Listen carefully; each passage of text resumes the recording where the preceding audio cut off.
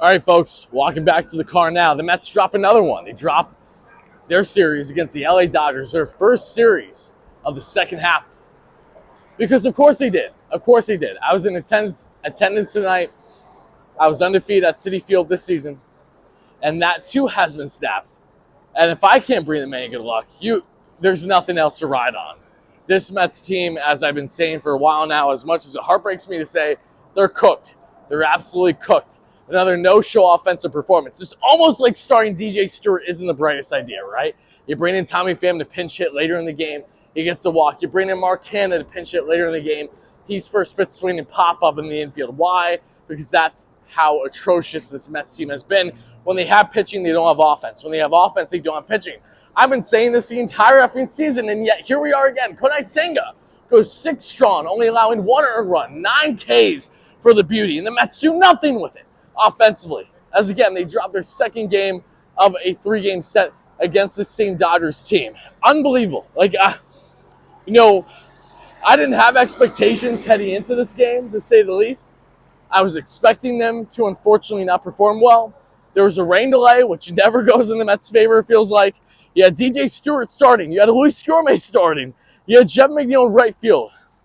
All these guys have been problems in the lineup. Pete Alonso has been a problem in the lineup. Brandon Nimmo was the only offensive production tonight, thanks to a bomb to tie the game after Mookie Betts took a really good pitch by Kodai Senga deep to right. Aside from that, there's no life whatsoever. Brandon Nimmo is the only one with pop in this lineup, and he's your leadoff hitter. I don't know what else to say at this point. This Mets team is now 7 games below 500. They're probably at least 9 games out of the wild card spot. They need to sell. It's time to sell. They drop a series to a Dodgers team in which if they just showed any semblance of life in their offense, they would have had at least a competitive series, something to be looking forward to.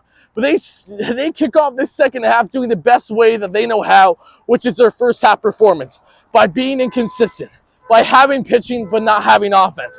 Or JV yesterday walking everyone and their mother. Why is that car beeping? 6 walks from JV yesterday. No offense, only 1 hit.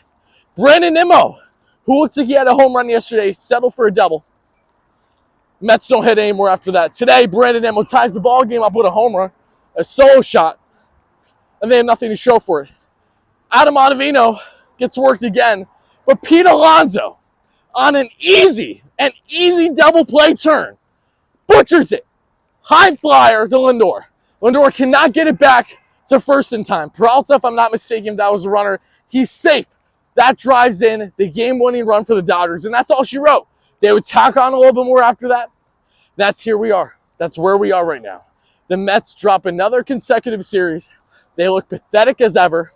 Seeing them as brutal. The only upside to being at Citi Field tonight was having a great time with my family. Haven't been to a game with my family in a hot minute, so that was great. Had a rum bucket, a new boozy buckets that they have at Citi Field. Those hit different. They were great. Expensive, but worth it. Highly recommend. Aside from that, I got nothing, folks. I got nothing. This team is going nowhere. They have yet to prove to me that they're going to go anywhere. They need to be selling. There are rumors coming out that we're going to discuss that they're connected to some top players. But why should I believe that that is going to make a difference when this team has been utter dog shit for the entire season? Why should I believe differently? Why should this be any different? This Mets team in 2023 is easily the biggest embarrassment for not only a content creator to cover, but a young fan to watch day to day. And you're telling me I have to cover another 70 games of this nonsense? What are we doing here? Mets drop another series. They lose to a Dodgers team that certainly they could have tried to handle to a degree. They were not able to get it done. They're 7 games back, below 500. They're 9 games out of the wild card at least. And whatever playoff hopes they have, I mean, you just have to be a hopeful optimist at this point. Because any rational fan knows where this team is at, that they need to sell, and they need to sell fast. I hate to say it. I don't want to say it. But why should I believe otherwise? Mets fans, Dodgers fans, let me know your thoughts in the comments below. Your raw reaction to the Mets dropping their latest series to kick off the second half. Just let me know how you're feeling. Because right now, being in attendance at this ball game, not feeling great. Got to be honest, not feeling great. I was 6-1 at Mets games, and now I'm 6-2 this year. So still a winning record, but I've seen 2 consecutive losses, one in San Diego, now one at home. It's not fun in Mets land. It is not fun in Mets land.